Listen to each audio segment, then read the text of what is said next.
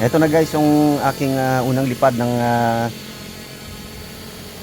Hubsan H501S. Ito yung old school drone na sinasabi ko na very basic and straightforward. Kaya nagustuhan kong bilhin ulit to. And isama dito sa aking mga videos, dito sa aking YouTube channel. Kasi very simple and basic. Wala siyang masyadong application na masyadong komplikado ang pag set. So ito na yung kanyang aerial view. Kung makikita nyo yung kulay niya is sobrang basic, walang adjust ng kanyang brightness, ng kanyang exposure. So straightforward siya. 5.8 GHz direkta. Kung ano yung kulay ng kuha ng camera ng drone ay siya ring makikita natin sa video. So very simple and straightforward nga siya. Ang ginagawa ko na lang ay dito ko na lang siya sa application na ina-adjust yung brightness niya, yung contrast, and then yung kulay niya. So dito ko na lang siya after ano na lang sa production ko na lang siya inaayos, post production na tinatawag ng mga expert. So ako ay hindi naman expert, ay ano lang naman ako, beginner na medyo nakakaintindi rin ng paggamit ng application. So dito yung height ko is around 60 meters. Mapapansin nyo, distance ko dito as almost 150 meters from the take off point. So pinapaikot ko na muna yung drone para maipakita sa inyo yung spot na aking pinagpaliparan. So ito nga pala yung spot na to ay dito sa Naga City, Barangay Carolina, Naga City. So bali tong spot na to, teka pag bumalik yung footage, ito pala yung spot na pagtatayuan ng solar farm. Ito nililinis na tong lugar na to, tatayuan ng ano to, mga solar panel ng solar farm. So siguro nasa 50 hectares to. Kalawak, malaki. Mga solar panels yung ilalagay dito sa spot na to. Dating maisan to. And etong spot na to ay sikat rin to kasi kung mapapansin nyo sa video ay overlooking dito yung pinaka city ng Naga. Saka may kataasan to, elevated tong lugar na to. Kaya pag nandito ka, especially sa gabi, matatanong mo yung city ng Naga, yung city proper, yung mga ilaw, yung mga buildings. So maraming namamasyal dito sa gabi. Especially pag maganda yung panahon kasi nga overlooking yung city ng Naga. Makikita mo yung mga ilaw niya, iba't ibang klase ng ilaw. Saka yung mga buildings. Nga lang ang nangyari ngayon ay mukhang hindi na mapapasyalan ulit to kasi nga gagawin ng ano to, solar farm tong anong to, tong spot na to. So ibig sabihin matatakpan na yung view. So ayun pa yung ibang part ng lugar na to na puro maisan. Yang green na yan sa may upper part, yan ganda, napakaganda pag dadaanan mo. Kaya mas maganda pag may drone ka na ganito mga aerial view yung kuha, mas maganda, parang mas nakikita mo talaga yung itsura ng ng taniman ng mais.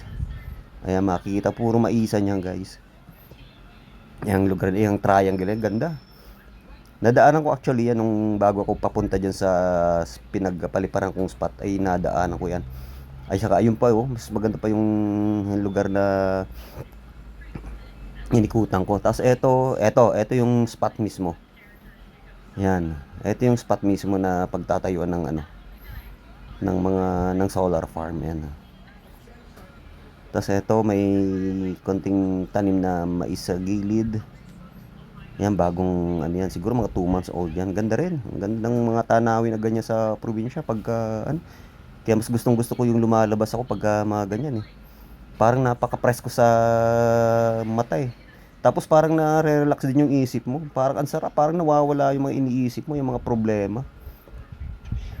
nare-relax, parang ano ka eh, parang nakakarating ka sa ibang dimension ng mundo eh.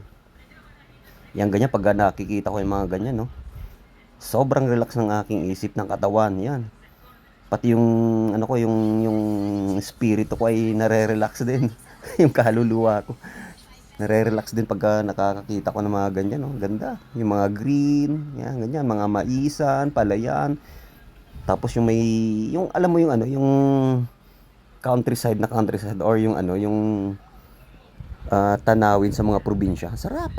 Kasi pag nasa city ka, nakakaumay yung tanawin, puro bahay yung makikita, puro mga building eh.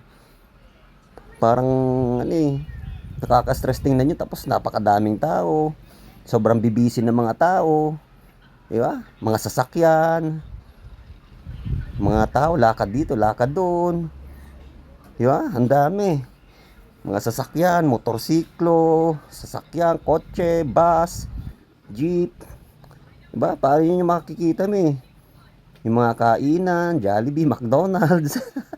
Di ba? Dami. Parang pagka nandito ka sa ganitong lugar, talagang mawawala lahat yun eh. Mawawala yung stress mo eh. Di ba? Parang nare-refresh ka. Parang naninibago yung ano mo.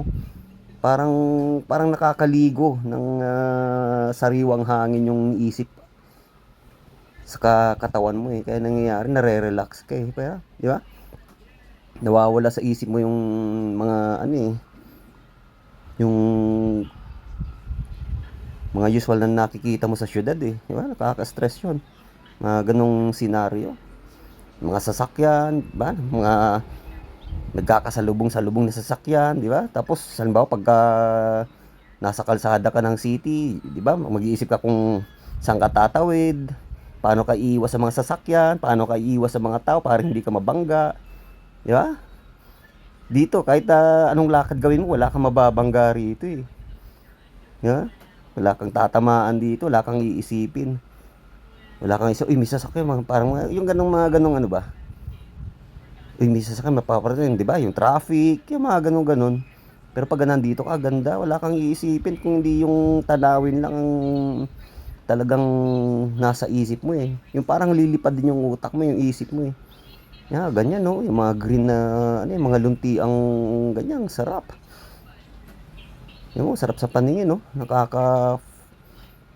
nakaka-revitalize eh. Nakaka-rejuvenate ng katawan at ng isip eh, diba? Kaya once in a while gusto ko talaga mamasyal-masyal sa mga ganito eh. Sa may mga ganitong tanawin, ganda.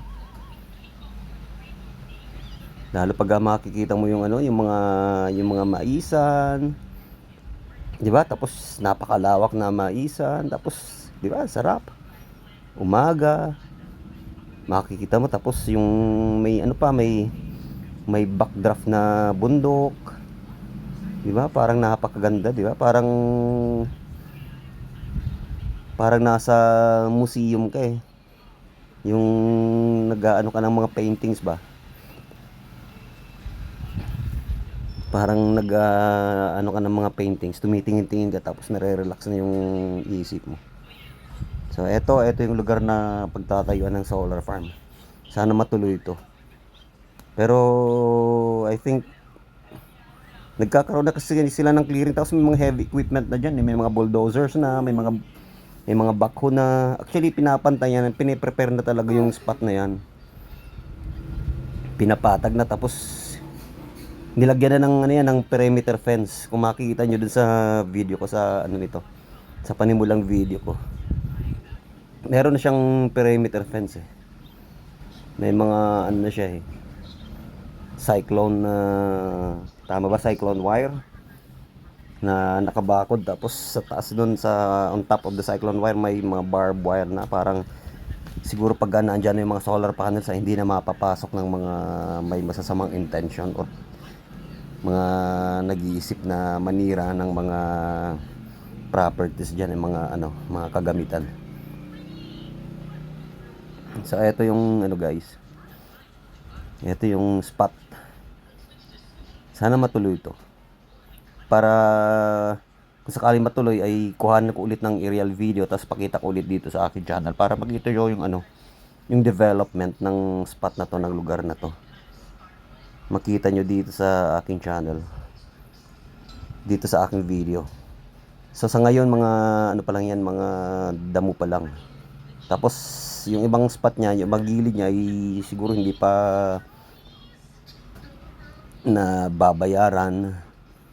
Kaya tinataniman muna ng may-ari ng ano ng mais. Kasi baka hindi pa tapos yung mga negotiations nila diyan.